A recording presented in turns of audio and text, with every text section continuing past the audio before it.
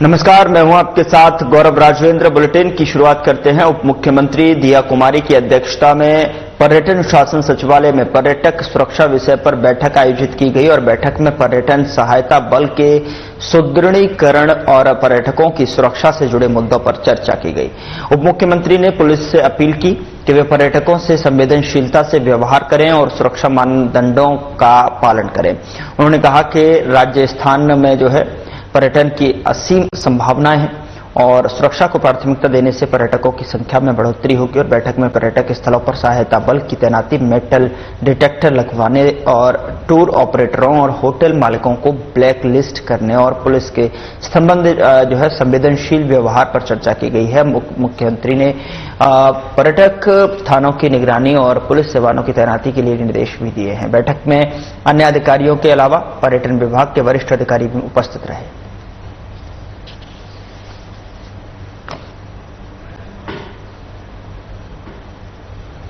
सुरक्षा मानदंडों पर उप मुख्यमंत्री ने निर्देश दिए हैं, जहां पर पर्यटक विभाग के आला अधिकारी भी यहां पर मौजूद रहे। पर्यटन क्षेत्र में सुरक्षा के दृष्टिकोण से जो है उन सभी पहलुओं पर यहां पर विचार विमर्श किया गया है, जिससे कि पर्यटकों को सुरक्षित महसूस कराया जा सके और पर्यटकों की संख्या में भी इसको लेकर जो है इजाफा होगा।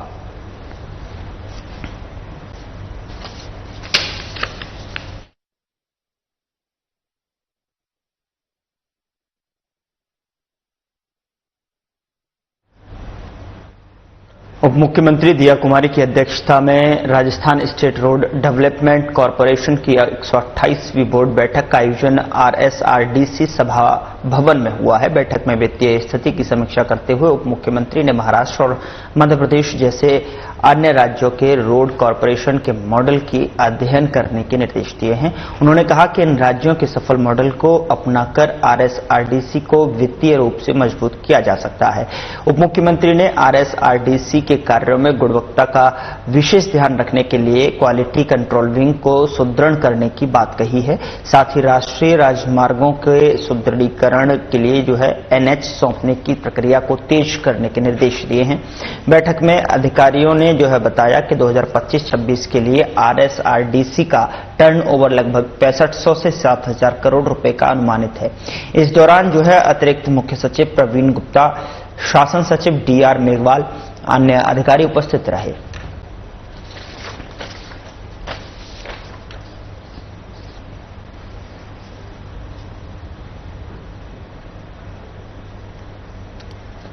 RSRDC की 128वीं बोर्ड की बैठक का आयोजन किया गया, जिसकी चित्रण जो है टेलीविजन स्क्रीन पर आप देख रहे हैं। सभी जो है अधिकारी यहां पर मौजूद हैं और उप मुख्यमंत्री दिया कुमारी भी इस फोटो में नजर आ रही हैं और ये चित्र जो है आपके टेलीविजन पर ये दर्शाता हुआ कि उप मुख्यमंत्री की अध्यक्षता में ये बैठक हुई है।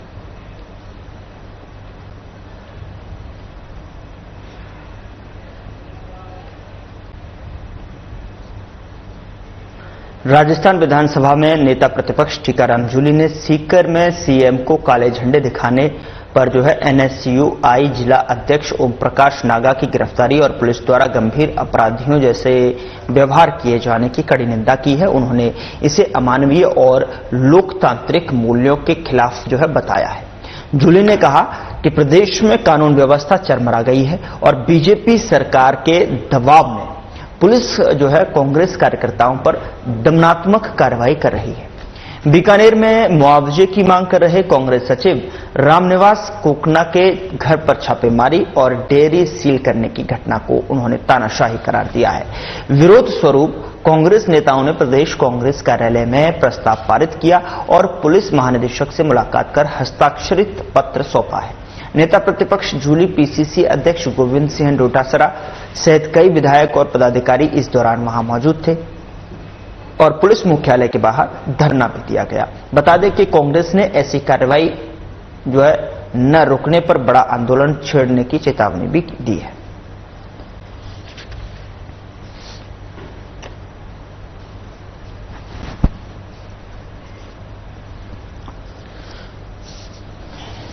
तो एनएसयूआई नेता की जो गिरफ्तारी हुई है उसको लेकर कांग्रेस आक्रोशित है और जिसको लेकर जो है टीकाराम जूली पुलिस कार्रवाई पर हमला बोलते हुए भी नजर आए और पुलिस मुख्यालय पर प्रदर्शन किया गया है कांग्रेस की तरफ से, जिसका एक चित्र आपके टेलीविजन स्क्रीन पर है, छाया चित्र, जिसमें आप देख सकते हैं कि यहाँ पर जो है तमाम कांग्रेस दल के सदस्य जो है और नेतागण यहाँ मौजूद हैं और उन्होंने एक ज्ञापन जो है हस्ताक्षरित ज्ञापन पत्र जो है यहाँ सौंपा है और नेता प्रतिपक्ष जूली, पीसीसी अध्यक्ष गोविंद सिंह डोटासरा के साथ में पदाधिकारी मौजूद रहे। पुलिस महानिदेशक से ये हस्ताक्षरित पत्र जो है जो आप देख रहे हैं स्क्रीन पे वो मुलाकात कर उनको सौंपा गया है, जिसमें आप देख सकते हैं कि किस तरीके से एक हस्ताक्षरित पत्र पर तमाम जो वहां पर कार्यकर्ता सदस्य और नेतागण जो उपस्थित थे वहां पर उनके सभी लोगों के जो है हस्ताक्षरित पत्र यहां उनको दिया गया है, पुलिस महानिरीक्षक को यह सौंपा गया है। डॉक्टर भीमराव अंबेडकर की 134वीं जयंती पखवाड़े के उपलक्ष्य में निवाई 80 फीट रोड स्थित श्यामा प्रसाद मुखर्जी सामुदायिक भवन में सम्मान सभा का आयोजन किया गया। कार्यक्रम के मुख्य अतिथि बीजेपी प्रदेश अध्यक्ष मदन राठौड़ रहे, जबकि जो है कार्यालय की अध्यक्षता कार्यक्रम की अध्यक्षता में जो है बीजेपी जिला अध्यक्ष चंद्रवीर सिंह चौहान ने की। इस दौरान बीजेपी प्रदेश अध्यक्ष ने साफा जो है और माला पहनाकर उनसे जो है माला पहनने से मना करते हुए केसरिया दुपट्टा पहनाकर स्वागत किया है। सम्मान सभा में बीजेपी के कई नेता जैसे मोतीलाल मीणा, राम सहाय वर्मा, अन्य प्रमुख सदस्य मौजूद रहे। कार्यक्रम की शुरुआत में मदन राठौड़ ने डॉक्टर भीमराव अंबेडकर और भारत माता के चित्र पर दीप प्रज्वलित किया है और इसके बाद जम्मू कश्मीर के पहलगाम में हुए आतंकी हमले में शहीद हुए 26 लोगों को श्रद्धांजलि भी दी गई। मदन राठौड़ ने अपने संबोधन में कांग्रेस पर हमला करते हुए अंबेडकर के विचारों को आत्मसात करने की अपील की और आतंकवादी हमले की कड़ी शब्दों में जो है उन्होंने निंदा की।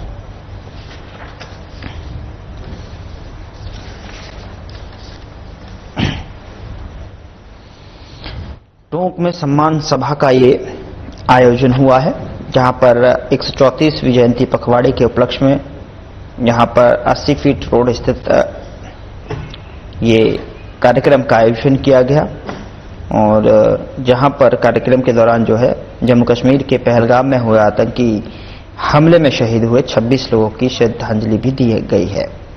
तो ऐसे में मदन राठौड़ ने अपने संबोधन में कांग्रेस पर हमला करते हुए अम्बेडकर विचारों को आत्मसात करने की भी अपील यहां पर की है और इस अपील के दौरान जो है आतंकी हमले की भी कड़े शब्दों में जो है उन्होंने निंदा की है। तो आप ये विजुअल्स देख रहे हैं स्क्रीन पर, जहां पर भीमराव अंबेडकर की 134वीं जयंती पखवाड़े के उपलक्ष्य में 80 फीट रोड पर यह कार्यक्रम का आयोजन किया गया। कार्यक्रम में मुख्य अतिथि बीजेपी प्रदेश अध्यक्ष मदन राठौड़ रहे और कार्यक्रम की अध्यक्षता बीजेपी जिला अध्यक्ष चंद्रवीर सिंह चौहान ने की। इस दौरान जम्मू कश्मीर के पहलगाम में हुई आतंकी हमले में शहीद हुए 26 लोगों को जो है यहां श्रद्धांजलि दी गई है और श्रद्धांजलि देते हुए उन्होंने कांग्रेस पर भी हमला बोला और अंबेडकर के जो विचार थे उनको आत्मसात करने की भी बात उन्होंने अपील की, बात कही और इस अपील के साथ में आतंकवादी हमले की कड़े शब्दों में निंदा की है।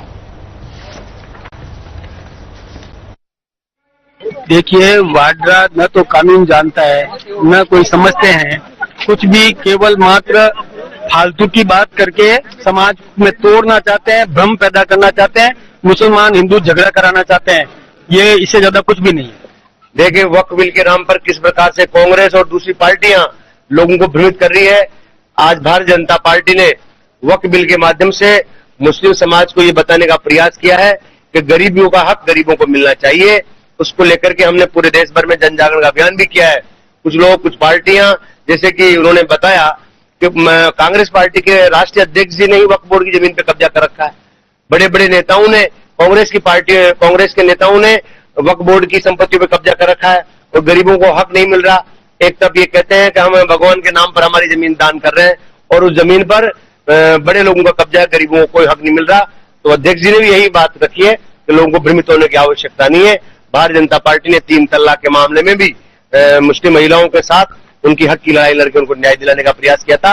वक्फ बोर्ड के इस नियम के साथ भी गरीब मुस्लिम समाज को उनको हक दिलाने का भारतीय जनता पार्टी पूरा प्रयास करेगी। बात की है गोपालपुरा में जो हुआ वो नटवाड़ा में आता और बुरौनी थाने में उसकी FIR दर्ज करवा दी है। उस पर कार्रवाई तुरंत की थी। मैंने तुरंत कल सुबह कलेक्टर साहब से बात करके उस पर कार्रवाई कर रहा हूँ, उसका संज्ञान है। देखिए, भाजपा सबका साथ, सबका विकास, सबका विश्वास और सबका प्रयास की नीति लेकर चल रही है। और मोदी जी ने प्रधानमंत्री बनने के पश्चात देश का मान सम्मान बढ़ा है, देश के अंदर विकास के कार्य किए हैं, लेकिन साथ ही साथ मोदी जी ने जो गरीबों के लिए कार्य किए हैं उसमें गरीबों के घर घर शौचालय बनाए, गरीब के घर में गैस का कनेक्शन दिया, गरीब के घर में शुद्ध जल पहुंचा रहे हैं, गरीब को फ्री में बिजली दी जा रही है, गरीब को खाने के लिए फ्री में अन्न दिया जा रहा है, गरीब को फ्री में दवाएं दी जा रही है। और इन सब में आप देखेंगे कि लगभग 40% तबका जो है वो मुस्लिम समाज का है। लेकिन कहीं भी भारतीय जनता पार्टी ने या मोदी जी ने मुस्लिम समाज को छोड़कर दूसरों का विकास करना चाहता है, इस बात कहीं भी नहीं कही। इसलिए ये बात कहना गलत है कि भाजपा हिंदू मुस्लिम करती है। भाजपा भारतवर्ष के समस्त वर्ग को साथ में लेके और देश का विकास करने का काम करती है। जम्मू कश्मीर के पहलगाम में पर्यटकों पर हुए आतंकवादी हमले को लेकर देवली शहर में विरोध प्रदर्शन किया गया। व्यापार संगठनों, हिंदू संगठनों और राजनीतिक संगठनों ने आक्रोश रैली निकाली और उपखंड अधिकारी को ज्ञापन सौंपा है। यह रैली देवली शहर, बंगाली कॉलोनी से शुरू होकर ममता सर्किल, सदर बाजार, छतरी चौराहा, मुख्य बाजार, बस स्टैंड से होते हुए उपखंड अधिकारी कार्यालय पहुंची। इस दौरान लोगों ने पाकिस्तान के खिलाफ भी आक्रोश व्यक्त किया। प्रदर्शनकारियों ने कहा कि जम्मू कश्मीर में आतंकवादी हमला कायराना हरकत है और निर्दोष नागरिकों को निशाना बनाना मानवता के खिलाफ है। रैली में शामिल लोग उपखंड अधिकारी कार्यालय में 2 मिनट का मौन रखकर आतंकवादी हमले में मारे गए लोगों की आत्मा की शांति के लिए प्रार्थना की। इससे पूर्व बुधवार शाम को दिल्ली के बोएडा गणेश मंदिर में श्री श्रद्धालुओं ने भी मौन रखकर प्रार्थना की।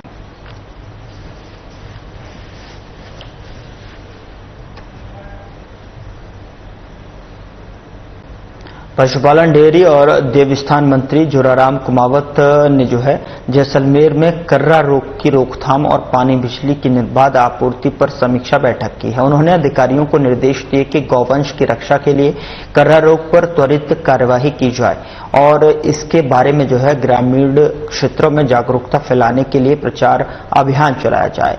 बता दें कि कुमावत ने कहा कि कर्रा रोग का कोई इलाज नहीं है, इसलिए गौपालकों को गायों को खुले में छोड़ने से बचना चाहिए और उनकी नियमित मॉनिटरिंग करनी चाहिए। उन्होंने मिनरल मिक्सर और नमक दाने के साथ में गायों को खिलाने की सलाह दी है। बैठक में पशुपालन विभाग के अधिकारियों ने रोग के लक्षण और उपायों के बारे में जानकारी दी है। इसके अलावा मंत्री ने पेयजल और विद्युत आपूर्ति को सुनिश्चित करने के लिए संबंधित विभागों को निर्देश दिए। इस बैठक में जिला अधिकारियों और जनप्रतिनिधियों ने भी भाग लिया है।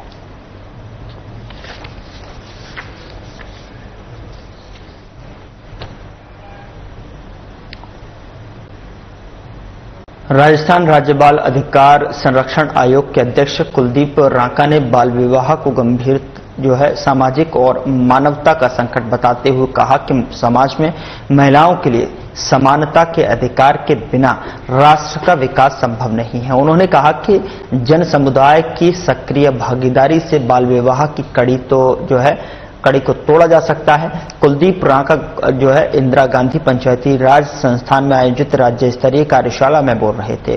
उन्होंने बाल विवाह के खिलाफ संयुक्त राष्ट्र के 2030 तक के इससे खत्म करने के लक्ष्य का हवाला दिया है।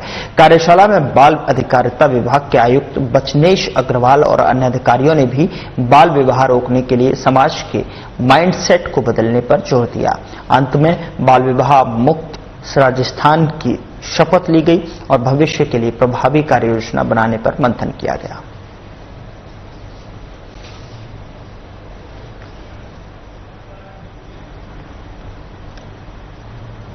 भरतपुर के बयाना में गर्मी का असर लगातार बढ़ रहा है, जिससे नन्हे मुन्ने बच्चे भी गर्मी की चपेट में आ रहे हैं। उल्टी, दस्त और अन्य बीमारियों से बच्चे संक्रमित हो रहे हैं। बाल और शिशु रोग विशेषज्ञ डॉक्टर मनोज कुमार धाकड़ ने पेरेंट्स को एडवाइजरी जारी की है।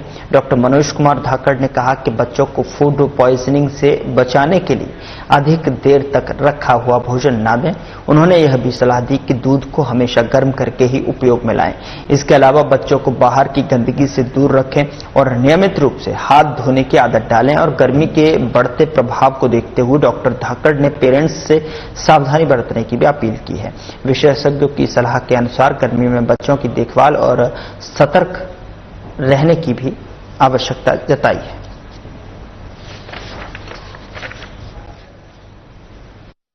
अभी एक्चुअली गर्मी के मौसम में क्या होता है, बच्चों में फूड पॉइजनिंग बहुत जल्दी होता है। तो सावधानी ये रखनी है कि जो भी खाना खिला रहे हैं बच्चे को एकदम फ्रेश होना चाहिए, हाइजीन साफ सफाई से खिलाना चाहिए। खाना बहुत जल्दी खराब होता है गर्मियों के दिनों में, तो दूषित बहुत जल्दी होता है, इन्फेक्शन उसमें बहुत जल्दी होता है। इसके जब भी खिलाएं हर बार बच्चे को ताजा खाना खिलाना है, खाना रखना नहीं है, बासा खाना नहीं खिलाना है और सावधानी से रखना है। कभी कहीं बाहर जा रहे हो तो पानी की प्रॉपर व्यवस्था होना चाहिए, खाली पेट नहीं जाना है, प्रॉपर हाइड्रेशन में जाना है, बच्चे को ढंग से ढक के ले जाना है जिससे कि हीट स्ट्रोक नहीं हो बच्चे में, और हाइजीन प्रॉपर मेंटेन करनी है। सबसे अच्छी बात तो ये होती है गर्मी के टाइम में पानी प्रॉपर पीना है जिससे हाइड्रेशन मेंटेन रहे। पंचायती राज दिवस पर डूंगरपुर के खेरवाड़ा सिद्धड़ी में प्रधानमंत्री आवास योजना के तहत रेखा रोत के घर गृह प्रवेश समारोह का आयोजन किया गया। इस अवसर पर ढोल धमाके जो है और विधि विधान से गृह वास्तु प्रवेश करवाया गया। कार्यक्रम में जिला परिषद के मुख्य कार्यकारी अधिकारी हनुमान सिंह राठौड़, पंचायत राज विभाग के अधिकारी और कर्मचारी उपस्थित थे। गृह प्रवेश के बाद जो है रेखा को शॉल और उपरना भेंट की गई और उनके बच्चों को साफा पहनाकर शुभकामनाएं दी गई। रेखा के परिवार ने पंगत में बैठाकर जो है पारंपरिक भोज का आनंद लिया, जिसमें लपसी दाल चावल परोसे गए और रेखा को प्रधानमंत्री आवास योजना के तहत कुल 1,20,000 रुपए की राशि दी गई। साथ ही मनरेगा योजना के तहत 90 दिन का 23,940 रुपए का लाभ भी मिला। रेखा ने बताया कि प्रशासन ने बिना खर्चे के जो है उनका सपना पूरा किया, जिससे वह हमेशा आभारी रहेंगी।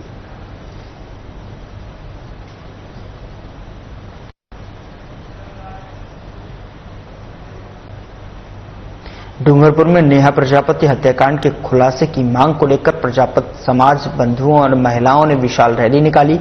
यह रैली बादल महल से जिला कलेक्ट्रेट तक जो है आयोजित की गई, जिसमें डूंगरपुर, बांसवाड़ा और उदयपुर के हजारों लोग शामिल हुए। रैली में वक्ताओं ने प्रशासन से त्वरित कार्रवाई की मांग की, दोषियों को सजा दिलाने की अपील। धरना प्रदर्शन के दौरान प्रजापति समाज के संयोजक दिनेश प्रजापति ने कहा कि जब खुशियां आतंक में बदल जाएं तो वह मौत से भी बदतर होती हैं। उन्होंने प्रशासन की शिथिलता की आलोचना करते हुए घटना के 7 दिन के बाद भी खुलासा नहीं होने पर आक्रोश व्यक्त किया है। समाज के अन्य नेताओं ने भी जो है इस मुद्दे पर प्रशासन के खिलाफ आवाज उठाई। जिला कलेक्टर ने हत्याकांड का खुलासा 2 दिन में करने का आश्वासन दिया। कार्यक्रम का संचालन राजेश प्रजापति ने किया।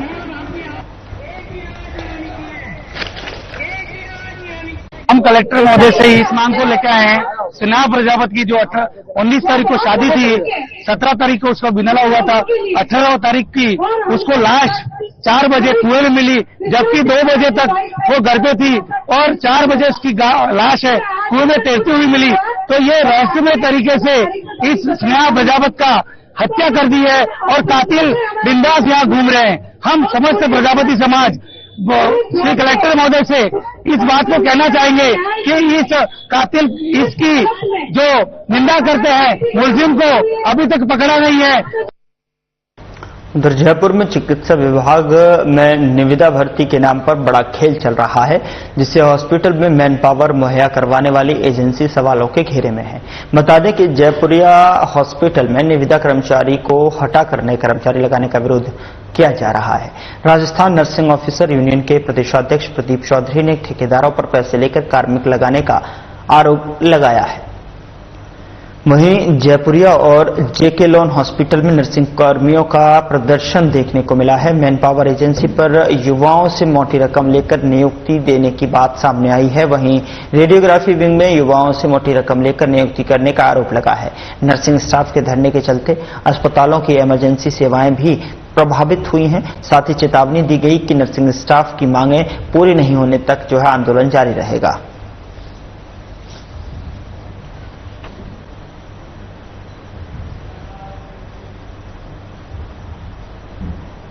जयपुर विकास प्राधिकरण की ओर से जोन 12 निजी खातेदारी की करीब 15 बीघा कृषि भूमि पर 3 नवीन अवैध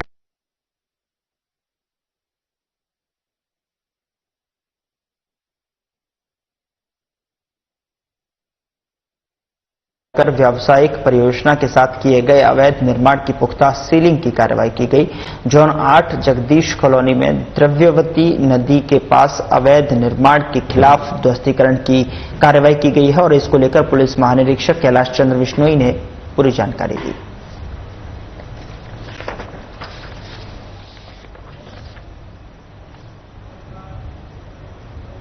खबर टोंक से है, जहां पर नटवाड़ा ग्राम पंचायत के गांव गोपालपुरा में अज्ञात असामाजिक तत्वों ने जो है पत्थर मारकर डॉक्टर भीमराव अंबेडकर की मूर्ति को खंडित कर दिया है। मंगलवार शाम मूर्ति खंडित होने के बाद गांव के लोग मौके पर इकट्ठा हो गए और पुलिस प्रशासन और सरकार के खिलाफ नारेबाजी कर विरोध जताया। सूचना मिलते ही बरौनी थानाधिकारी ब्रजेंद्र सिंह मय जाप्ते के साथ में घटनास्थल पर पहुंचे और लोगों को समझाकर शांत कराया। ग्रामीण जो है इसकी शिकायत को लेकर पुलिस ने अज्ञात व्यक्तियों के खिलाफ जो है मामला दर्ज कर जांच शुरू कर दी है।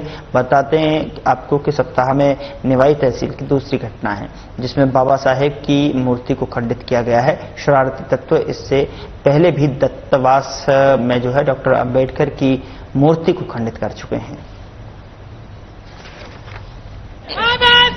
मामला यह है कि नटवाड़ा गोपालपुरा बेरवा ढाणी में भारत रत्न बाबा साहब की मूर्ति लगी हुई है। उस मूर्ति पर असामाजिक तत्वों ने ये दुस्साहस किया कि मूर्ति को पत्थरबाजी करके खंडित करने की कोशिश की। इससे समाज में बहुत रोष व्याप्त है और ऐसी घटना बाबा साहब भीमराव अम्बेडकर संविधान निर्माता है, पूरे विश्व में उनको समान दृष्टि से देखा जाता है। ऐसी बाबा साहब की मूर्ति के ऊपर असामाजिक तत्वों ने जो प्रयास किया और गांव में किया, ये बहुत बड़ी घटना है। ऐसी घटना नहीं होनी चाहिए। मैं ऐसी पत्थरबाजी जो करने वाले लोग हैं उनकी भरसक निंदा करता हूं और प्रशासन से, पुलिस प्रशासन से कि ऐसे समाज कंटकों को तुरंत गिरफ्तार करे। ये बरौनी थाना क्षेत्र के अंदर गोपालपुरा नटवाड़ा गांव है, बैरवा ढाणी है। वहां बाबा साहब डॉक्टर भीमराव अम्बेडकर की मूर्ति लगी हुई है। कल शाम को लगभग 6 से 7 के बीच में कुछ असामाजिक तत्व कार द्वारा वहां आए और उन्होंने आकर के बच्चों से पूछा कि ये किसकी मूर्ति है, तो बच्चों ने कहा बाबा साहब डॉक्टर भीमराव अम्बेडकर की मूर्ति लगी हुई है। उन्होंने आकर के अभद्र भाषा का प्रयोग किया बाबा साहब के प्रति और 4-5 जने थे, 4-5 पत्थर लेकर के बाबा साहब की प्रतिमा के ऊपर उन्होंने पत्थरों से प्रहार किया। पत्थरबाजी की से बाबा साहब की मूर्ति ऊपर से उनके क्षतिग्रस्त हुई है और उनके किस तरह का ज्ञापन देना है? क्या उनका ये जो दुस्साहस है, ग्राम में जाकर के वो नटवाड़ा की तरफ से आ रहे थे, फिर शुक्लपुरा की तरफ से टोंक की तरफ उनकी गाड़ी आई है। पुलिस अब तक भी लगभग 24 घंटे होने में आ रहे हैं, पुलिस ने अब तक एक भी आदमी को गिरफ्तार नहीं किया। खबर हनुमानगढ़ से है, जहां पर जिले में पुलिस ने अवैध शराब तस्करी के खिलाफ बड़ी कार्रवाई की है। 540 पेटी अंग्रेजी शराब के साथ 2 तस्करों को गिरफ्तार किया है। पुलिस ने एस्कॉर्ट कर रही कार को भी जब्त किया है। पीलीबंगा थाना पुलिस ने भारतमाला रोड पर एक ट्रक से पंजाब निर्मित 540 पेटी अंग्रेजी शराब बरामद की है। मामले में जालौर के 2 युवकों को गिरफ्तार किया गया है। प्रारंभिक जानकारी में सामने आया कि अवैध शराब की खेप पंजाब से गुजरात जा रही थी। पुलिस ने मामला दर्ज कर जांच शुरू कर दी है।